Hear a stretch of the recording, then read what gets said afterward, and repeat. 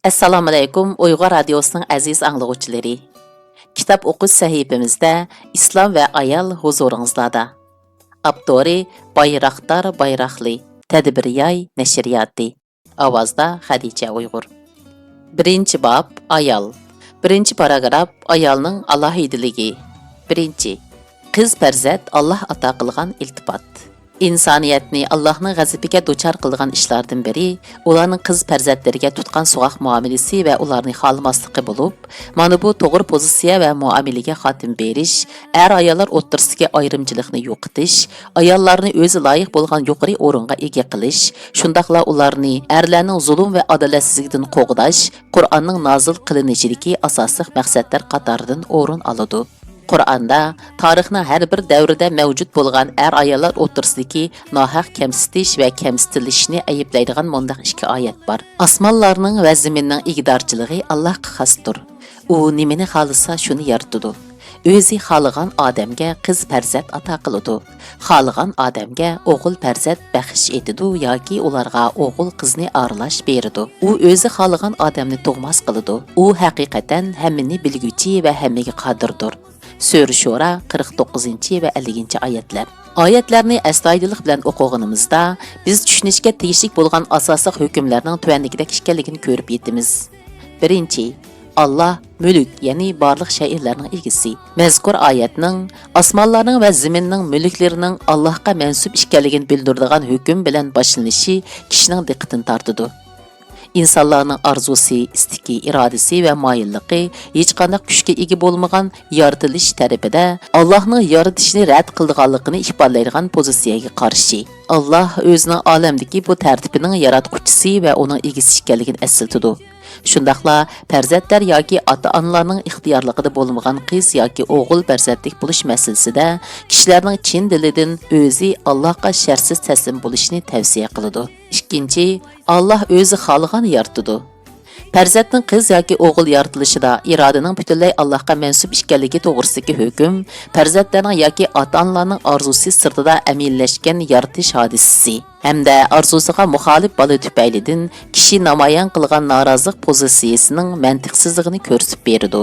Bo'libmi qiz farzandning xorlanishi yoki uni tuqqan onaning ayiblanishi Allah o'zi xohlagan yaratadi degan jumla bilan aniq rad qilingan bo'lib, ota-onalarning qiz farzand sababidan Allohga qarshi sodir qilishi mumkin bo'lgan hurmatsizlik to'g'risida boshda ogohlantiriladi. 3. İltifot va qizning oldingi o'rin qo'yilishi. Mazkur oyatda ba'zilarga qiz, yana ba'zilarga o'g'il farzand ato qilinishining ilohiy irodaning natijasi ekanligi ta'kidlangan. Shundaqla bu taqdirning ro'yobga chiqish jarayoni yaratish kalimasi bilan emas, balki iltifot baxsh etish hukmi bilan ifodalangan. İltifot qilish, ehson qilish, qimmatli narsani vujudga keltirish ma'nosini bildiradigan vahib, ya'ni vab hukmi yaratilishning alohida shakli sifatida inson farzandining ilohiy iltifot ekanligini yorqin til bilan ifodalaydi. Ondan boshqa oyatdagi ilohiy so'z tarkibida oldi bilan qizning tilga elinishi, insonlar ba'zida noxush muomalada bo'lgan qiz farzandning aslida ilohiy iltifot ekanligini ko'rsatadi. Bu orqali kishilar tarafidan chetga qiqilgan, xorlangan, so'g'aq muomala bilan kutib olingan, hatto xohlanmagan qiz farzand Alloh tarafidan oldingi o'ringa qo'yilish orqali hech kim ta'virtalmaydigan maqomga ega qilingan. Ayolni birinchi o'ringa qo'yish va uningga e'tibor berish ijtimoiy odat emas. Aksicha u bir ilohiy odat, sunnat. Allohga iymon etgan kishilar qiz farzandini Allohning iltifoti deb bilishi, bundaq pozitsiyaning ibodat ekanligini idrok qilishi, shundaqla bu tushunchani umumlashtirishga tirishishi kerak. Alloh ne'mat deb qaraganni kamsitgan kishi Allohga osiylik qilgan bo'ladi. Qiz farzandni Alloh ato qilgan ne'mat deb qarash muhim, ammo bu yetarli emas. Chunki ne'mat bo'lgan mavjudiyat cho'qim qo'g'dilishi, yaxshi tarbiyalanishi va ma'rifdan eng yaxshi holatda bahramand bo'lish sharoitiga ega qilinishi kerak. Oyatda ayolning erning oldida tilga elinishining yana bir sababi erning uningdan tug'ilishidir. Chunki inson yaratilgan nafis deb atalgan javharmu kishi jins edi. Shunga ilohiy yaratilishda taqdir qilingan birinchi o'rinni kishi jins egallagan. Ayolni kamsitish ilohiy taqdirni qabul qilmaslikdan derak beradi. Bu amaliyotda cho'ng gunoh hisoblanadi. Biz oyatdan yana shuni bilamizki, kishilarga qiz yoki o'g'ilning iltifot qilib berilishida yanala Allohning irodasi muhim rol o'ynaydi. Dal bu sababdan har ikki jinsdan ilgari ilohiy iroda tilga ilingan. 4. Allah qiz o'g'il farzandni aralash ato qiladi. Oyatda qiz o'g'il ayrim berilganda iltifot ma'nosini bildirgan vahib hukmi ishlatilgan. Aralash, ya'ni o'g'il qiz farzand aralash berilgan bo'lsa, qo'shmoq fe'li qo'llanilgan. Aralash hukmini ifodalaganda o'g'ilni oldingi o'rin qo'ygan bo'lsa, qizni keyingi o'ringa qo'ygan bo'lib, 49-oyatda ayol oldingi qatorda o'rin olgan bo'lsa, 50-oyatda ikkinchi o'rinda tilga ilingan. Ayol har ikkala ahvolda, ya'ni oyatlar ichida muhim o'ringa qo'yilgan. 5. Allah tug'mas qilib yaratadi. Yuqorida tilga ilingan oyatda hammaga qodir Allah farzandlik bo'lolmaganlarning qayg'urmasligi uchun, ya'ni bu ahvolning ilohiy xohish va irodaning taqozosi bilan maydonga kelganligini bayon qilgan. Hammini bilguvchi va hammaga qodir bo'lgan Allah bu o'rinlashtirishning insonlarning peshonasiga putilganligini bildirish orqali xonim qizlarning kamsitilishiga xotim berishni maqsad qilgan. Payg'ambarlarning hayotini ko'zdan kechirgan vaqtimizda qiz o'g'il farzandga ega bo'lishning har xil misollarini ko'ra olamiz. Alloh Lut va Shuayb payg'ambarlariga faqat qiz farzandlarni baxsh etgan bo'lsa, Ibrohim alayhissalomga faqat o'g'il farzandlarni, Muhammad alayhissalomga bo'lsa qiz farzandlariga qo'shib o'g'il farzandlarni ato qilgan. Yuqoridagilarga asoslanganda Qur'onning ruhi bizga shundaqla dunyodagi barliq kishilarga ayollar o'tirsida jinsiyatdan kelib chiqqan har qanday ayrimchilikni, ya'ni xonim qizlarni kamsitadigan ideya, muomala va pozitsiyalarni tark qilishning zarurligini bildirdi. İnsaniyat qizlarni tarix ularga tangan nahaq muomala ramkasini qutuldirishi, qizlarning biologiyalik va psixologiyalik xosligini nazarga olmaganda, ularning o'g'illarga o'xshashla haq, huquq va mas'uliyatga ega ekanligini, shundaqla ularning mu Allohning izzat hurmatlik bandalari ekanligini e'tirof qildigan muomala andisini borliqqa keltirib, ularni bag'riga besishi kerak. Ayollarni xo'rlab, ularni zulm qarong'ulikqa mahkum qilishi, ularni o'zlari loyiq bo'lgan yuksak martabadan mahrum qilganlik bo'ladi. Qizlarni yaxshi tarbiyalab, ularni insoniyatga foydali shaxs qilib yetildirish orqali ularning qobiliyat va talanti bilan insoniyat g'azinasini beyitishi kerak. Hurmatga sazovor dunyo, baxt, saodatlik insoniyat va porloq kelajakka ega bo'lish, xonim qizlarning yaratilish qonuniyatiga muvofiq yuksak axloq fazilat prinsipi bilan o'zlarining individualligini va kishilik dunyosini borliqqa keltirib, o'z jinsini erlarga o'xshash kuchli va sog'lom taraqqiy qildirish iqtidoriga bog'liq. İkinci cho'ng tema qiz farzandlarni o'qitadigan oilalar jahonga hukmron bo'ladi. Bu mavzuning ilhom bo'liqi bo'lgan beshik tavritadigan qo'llar jahonga hukm aylar degan maqol qadimgi davrlarda eg'izini eg'izga tarqalgan bo'lib, bu maqol orqali ayollarning farzandlarini dunyoga opirida qilib, ularni beqib qatoriga qo'shish orqali millatning taqdirini belgilashda muhim rol o'ynaydiganligi isbotlangan. Ayollarning eng muhim qobiliyati deb qaralgan tug'ish qadimgi davrlardan kuch, qudrat va hokimiyat qarshida muhim o'rinni egallaydi. Agar bu kona maqol asriq o'zgartirilsa, ya'ni beshik tavratgan qo'llar degan iborani o'rniga qiz farzandinglarni o'qitinglar degan jumla qo'yilsa, u holda bugungi zamonaviy davr tushanchisida ma'na jihatdan hech qanday mubolag'a qilinmagan yuqoridagi mavzu o'tirg'i chiqadi.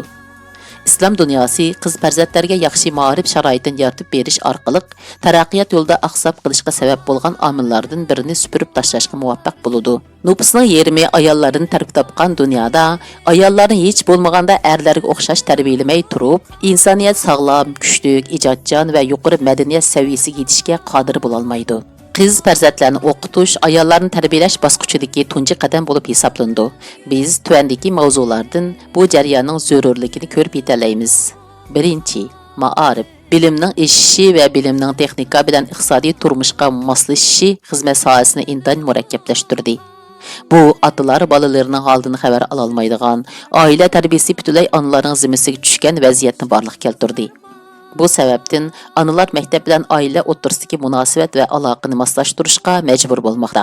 Balaning to'liq o'rta maktabgacha bo'lgan o'qishga ko'ngil bo'lish va ularga yor yo'lak bo'lishga oila analarga muhtoj bo'lib, xizmat hayotidagi jiddiychilik dadalarning balalarga yetarli darajada ko'ngil bo'lishiga va ularga yordam berishiga fursat bermaydi. Balalarning aqliy qurilmasining sog'lom o'sib yetilishi ona bola va ona maktab o'rtasidagi munosabatning sifatiga bog'liq.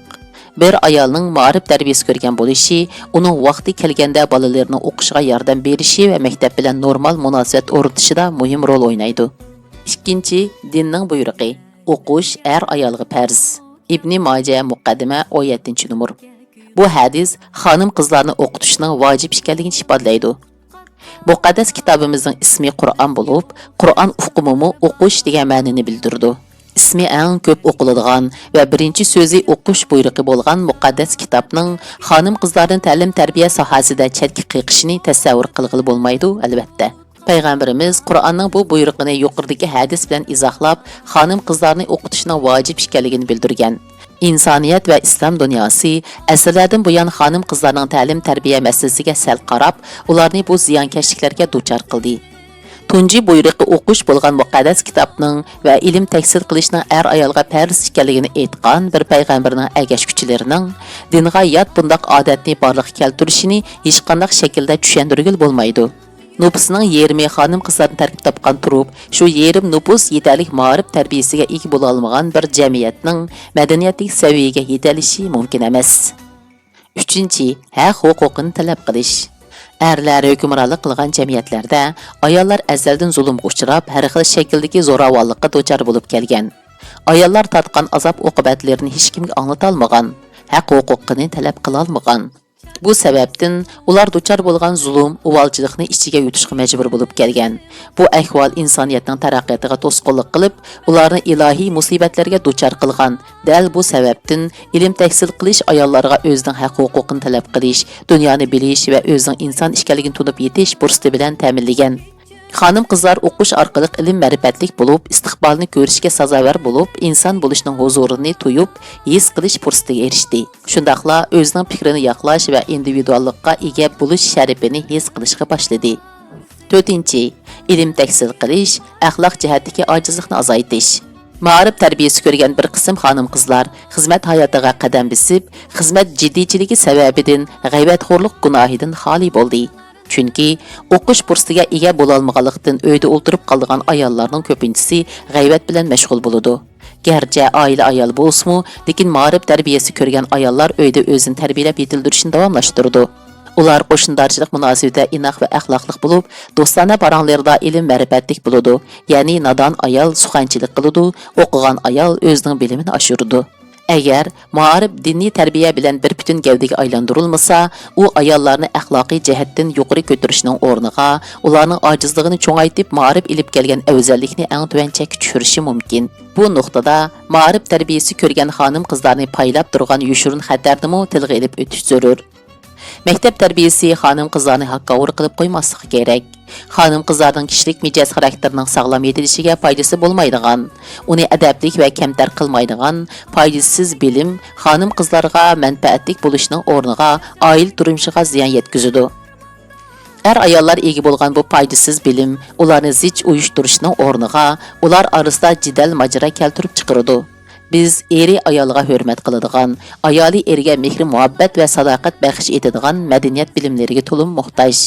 Bir ayolning o'qish orqali iqtisodiy mustaqilligini qo'lga keltirishi cho'ng g'animat. Ammo bu g'animat takabburlikni keltirib chiqarmasligi kerak. Ailening madaniyat qimmatiga qimmat qo'shadigan, boshqalarga yo'linib qolmasdan o'zi mustaqil qad ko'tarib tura oladigan, jamiyatga yuk bo'lib qolmaydigan o'qimishli xonim qizlarning oila munosabatida normal bo'lishidanmi ortiq baxt bo'lamdi? Agar xonim qizlar olgan maktab tarbiyasi ularga erning raqibi bo'lish tuyg'usini singdirsa, u ma'arif qayta ko'zdan kechirilishi kerak. Agar ma'arif tarbiyasi muhabbatni kuchaysa, oila munosabatini tinchlikka ega qilsa va oilaning oliyjanobligini oshirsa, bu uning o'z rolini haqiqiy joriy qildirganligidan derak beradi. Ammo ma'arif tarbiyasi talash tortish, jidal majra va haqqovurlikni keltirib chiqarsa, u ziyonkashlik qilgan bo'ladi.